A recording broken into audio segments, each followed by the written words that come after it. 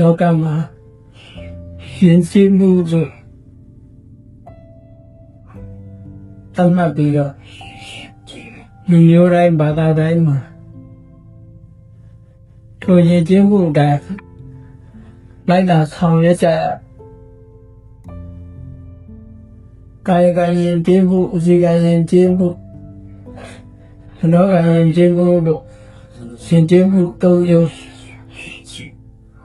ဘုရားမြတ်စွာဟောကြားထားတဲ့အတိုင်းလိုက်နာကျင့်သုံးတာတွေကြတော့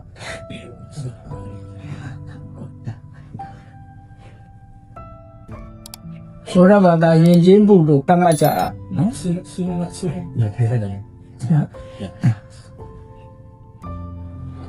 เลยဘုရားဘာသာယဉ်ကျေးမှုဆိုတာတခြားယဉ်ကျေးမှုတွေနဲ့မတူတဲ့ယဉ်ကျေးမှု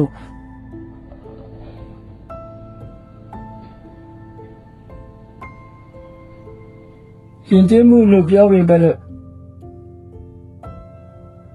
လူမျိုးတူနဲ့တူတတ်မှတ်ကြတာချင်းမတူကြဘူးမြန်မာလူမျိုးတွေရဲ့ယဉ်ကျေးမှုကြတော့ဘိုးဘွားရှင်လာကနေဆက်သွယ်ပြီးမြတ်စွာဘုရားဟောကြားခဲ့တဲ့ဒေသနာတွေကိုအခြေခံပြီးတော့ရှင်းပြတယ်ဆိုတာကိုတတ်မှတ်ကြ38ဖြတ်မင်္ဂလာထဲမှာလာတဲ့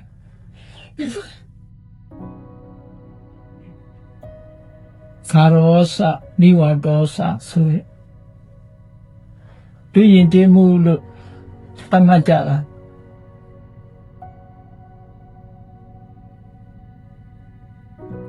အဲ့ဒီထက်ပဲကာယကံယဉ်ကျေးမှုနဲ့ဥစီကံယဉ်ကျေးမှုတဲ့ပို့ပြီးတော့အရေးကြီးတာမနောကံယဉ်ကျေးမှုကပို့ပြီးတော့အရေးကြီးတယ်ကာယကံယဉ်ကျေးမှုဥစီကံယဉ်ကျေးမှုရရှိအောင်ရသော်ဘုရားကကိုချင်းသီလနဲ့ထိမ့်ပေးတာမနောကံယဉ်ကျေးမှုရရှိဖို့အတွက်တမာတိကျင့်စဉ်တစ်ခုနဲ့ပညာကျင့်စဉ်တစ်ခုထိမ့်ပေးပြီးလောကမှာအရေးကြီးဆုံးကတော့မနောကံလို့ဆိုတဲ့စိတ်ယဉ်ကျေးမှုကပို့ပြီးတော့အရေးကြီးတယ်စိတ်ယဉ်ကျေးပြီးဆိုလို့ရှိရင်အပြောဆိုနှုတ်ပိုင်းလည်းပဲယဉ်ကျေးသွားတယ်လေကာယကအမှုတွေလည်းယဉ်ကျေးသွားတယ်အဲ့လိုယဉ်ကျေးအောင်ဘယ်သူတွေလုပ်ရမလဲလို့ဆိုကိုယ်နေရာကိုယ်ဒေသရှင်းဆောင်လမ်းပြကိုနေထိုင်နေကြတယ်အခုလိုယဉ်လေးသာသနာ့ရေးတာကပူဆောင်ဆရာတော်တို့လိုကိုယ်ဒေသမှာရှိကြတဲ့ကလေးတွေမိမိတို့ရဲ့မျိုးဆက်တွေရှင်ကျေးဖို့ဆိုတာရှမအော်ဒါပေးလို့တော်တင်ပြတာလို့ဒီလိုရည်စည်းမှာလူအားနဲ့ယဉ်ကျေးတွေတန်ဖိုးရှိလေလူအပြောနဲ့တရိစ္ဆာန်တွေတောင်မှပဲဆင်တို့မြင်းမျိုးဆိုတာလူအားတွေတင်ကြပေးလို့ယဉ်ကျေးသွားပြီဆိုလို့ရှိရင်တော့တန်တန်ဖိုးရှိတဲ့အဆင့်ကိုရောက်သွားတရိစ္ဆာန်ရဲ့ယဉ်ကျေးတယ်ဆိုတာယဉ်ကျေးသွားလို့ရှိရင်မင်းတို့တော်ဝေအဖြစ်ကိုရရှိတဲ့အဆင့်ပဲရလူယဉ်ကျေးသွားပြီဆိုလို့ရှိရင်ကတော့နောက်ဆုံးမှာတလောကလုံးကဝိညာဉ်လေးစားတဲ့ပုဂ္ဂိုလ်ဖြစ်ရောက်ပါတယ်။ဒါကြောင့်မို့စင်ကြယ်မှုရဲ့တန်ဖိုးဟာလောလျာကြီးပါ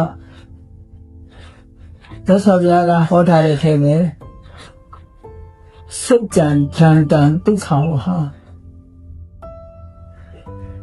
ဆုံးမတော်တဲ့ဓာတ်တွေအတိုင်းကိုယ်စုပ်ပြန်ကျင်းကျေးတော်ပြီဆိုလို့ရှိရင်ဆန္ဒဒုက္ခတွေဟာကြည်ရင်ကျေးမှုကကိုယ်တန်ခံကိုအားလုံးကိုရှုဆောင်လာပါဖြစ်အလုံးခုသာသနာပေါင်းဝင်ရောက်ပြီးတော့ ရှင်ကျင်းမှုကဏ္ဍတက်နေကြတယ်ကလေးတွေအားလုံးတော်ရင်ကျင်းမှုနဲ့ဆက်နွယ်တဲ့စိတ်ဓာတ်ရင်ချင်းမှုဆိုင်ရာအခြေခံလေးတစ်ခုကိုမှတ်သားဖို့ပြောတယ်အဲ့ဒီစကားကဘာလဲလို့ဆိုလို့ရှိရင်စိတ်ဖြစ်စေအောင်ထားလို့နဲ့အများကောင်းအောင်ကြိုးစားဖို့ဒီတစ်ခုဟာစိတ်ရင်ကျေးပြီးတဲ့နောက်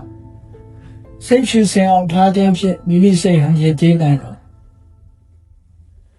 မိမိရင်ကျေးရုံနဲ့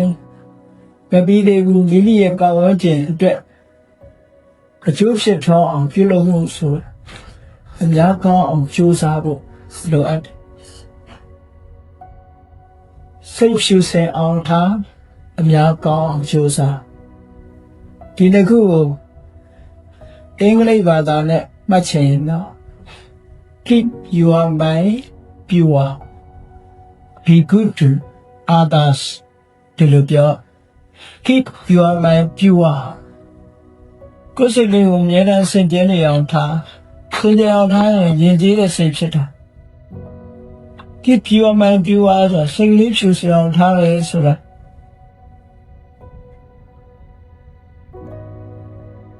ဘယ်လိုထားရမှာလဲစိတ်ဖြူစင်အောင်ထားဖို့ထားပြီးကအခြေခံအဖြစ်ပြောမယ်ဆိုလို့ရှိရင်လူဆိုတာပတ်ဝန်းကျင်နဲ့နေကြအပေါင်းနဲ့အတင်းနဲ့လူဘဝရောက်လာတဲ့ကအမေအဖေဆိုတာရှိတယ်မိသားစုဆိုတာရှိတယ်နောက်အပေါင်းအသင်းဆိုင်ငယ်ချင်းရှိတယ်ဆရာသမားတွေရှိတယ်အဲ့ဒီလိုကိုယ့်ရဲ့ပေါင်းသင်းဆက်ဆံတဲ့ကိုယ့်ရဲ့ပတ်ဝန်းကျင်ကြီးတွေရှိလာတဲ့အခါအဲ့ဒီပတ်ဝန်းကျင်ထဲမှာအရေးကြီးဆုံးကဘာလို့ဆိုကိုယ့်ရဲ့ပတ်ဝန်းကျင်ရဲ့အကျိုးစီးပွားကိုလိုလားတဲ့စိတ်ဖြစ်ရရှိရဒီကိုယ်ကောင်းဆန်တဲ့ selfish ဆိုတာမဖြစ်စေရကိုယ်ကောင်းရင်ကိုယ်ကောင်းစားရင်ပြီးရောတခြားလူတွေဘယ်လိုပဲဖြစ်ဖြစ်ဆိုတဲ့စိတ်ဓာတ်မျိုးမထားပဲလေအများရဲ့ကောင်းကျိုးချမ်းသာကိုလိုလားတဲ့မေတ္တာဆိုတဲ့သဘောတရားမေတ္တာဆိုတာတကယ်ချင်းတွေပေါ်မိတ်ဆွေတွေပေါ်ထားတဲ့စိတ်ဓာတ်ပဲအဲ့ဒီမိတ်ဆွေတွေပေါ်မှာထားတဲ့စိတ်ဓာတ်ကလေးကိုထားနိုင်အောင်ကြိုးစားလို့အဲ့ဒီလိုထားလို့ရှိရင်ဒါဖြူစင်တဲ့စိတ်ဓာတ်တစ်ခုနောက်တစ်ခုကကိုယ်ရဲ့လိမ့်ချလာတဲ့ပညာရေးမှာပဲဖြစ်ဖြစ်စီးပွားရေးမှာပဲဖြစ်ဖြစ်ကိုယ်လောက်မတော်ဘူးစာပေအတူသင်ရတဲ့အခါမှာကိုယ်ရဲ့လိမ့်ချနေတဲ့လိမ့်ချနေတဲ့ပုဂ္ဂိုလ်ကိုကရုဏာထားပြီးတော့လက်ကျဲခေါ်သူ့ကိုဘယ်လိုကူညီရမလဲသူ့အခက်အခဲတွေဘာတွေရှိတယ်လဲအခက်အခဲကိုကူညီလို့တဲ့စိတ်ကရုဏာကိုယ်တိုင်းဝိုင်းထဲမှာငြင်းကြနေတဲ့ပုဂ္ဂိုလ်ပေါ်မှာကရုဏာထားခြင်းဆိုတာမတန်မြင့်မြတ်တဲ့စိတ်တစ်ခုဖြစ်ဒါဖြူစင်ကောင်းမြတ်တဲ့စိတ်တစ်ခုပဲဘာနောက်တစ်ခုကကိုယ်အတိုင်းဝိုင်းထဲမှာကိုယ်ရဲ့တာတယ်ပညာရေးချင်းတဲ့တာတယ်အစားကြရတာလွန်တယ်ဆိုတဲ့ပုဂ္ဂိုလ်တွေ့လို့ရှိရင်လည်းဝမ်းသာပြီးတော့သူ့ကိုအတူယူအားကျကျင့်သုံးနိုင်ရဝမ်းမြောက်နိုင်ရအဲ့ဒါမူလိကြလို့ကဲ၍ဝမ်းမမြောက်ဘူးဆိုလို့ရှိရင်မလာလို့တဲ့အိတ်တာjealousyဆိုတဲ့အိတ်တာတရားဖြစ်ပွားလာတဲ့ဖြစ်ပွားလာလို့ရှိရင်ကောင်းကျိုးတွေမရနိုင်ဘူးဆိုးကျိုးတွေပဲရစိတ်ဟာမဖြူစင်ဘူးဖြူစင်တဲ့စိတ်ဟာသူများကြည့်ပွားလို့ရှိရင်လည်းဝမ်းသာတိုင်းတဲ့စိတ်ဖြူစင်တဲ့စိတ်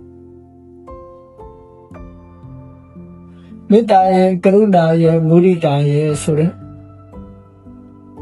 ဒီသဘာဝတရားသုံးခုကိုမိမိတဏ္ဍာမှာတည်ဆောက်ပေးခြင်းဖြင့်စိတ်ဖြူစင်အောင်ထားလို့ရတာဒီတဲ့စိတ်ဖြူစင်အောင်ထားတဲ့ဒီက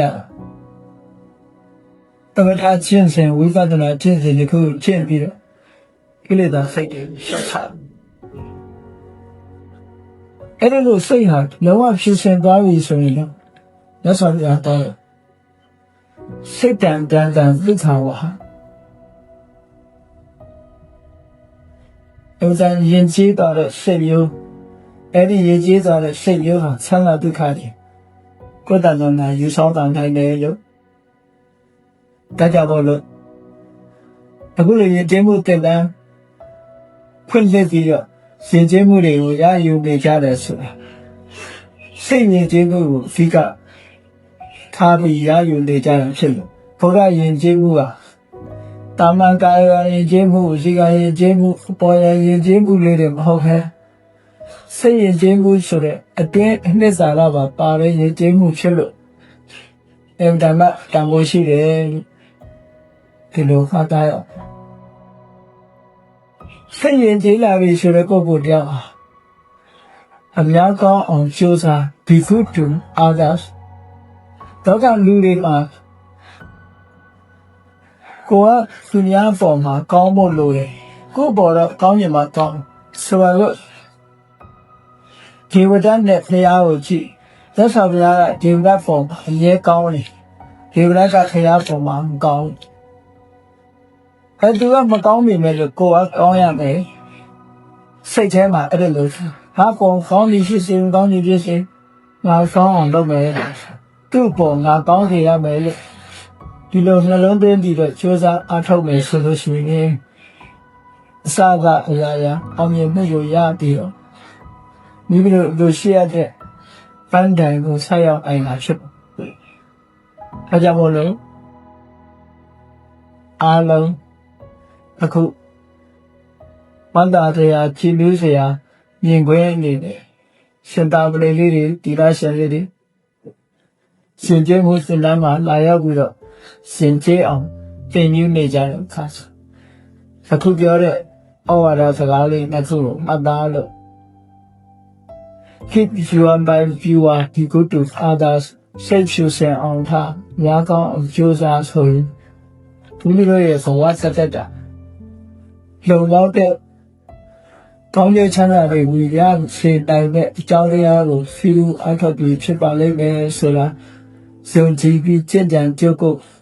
အထောက်နိုင်ကြပါစေလို့မေတ္တာပြုရဲ့ဩဝါဒစကားကိုဒီကုန်းချုပ်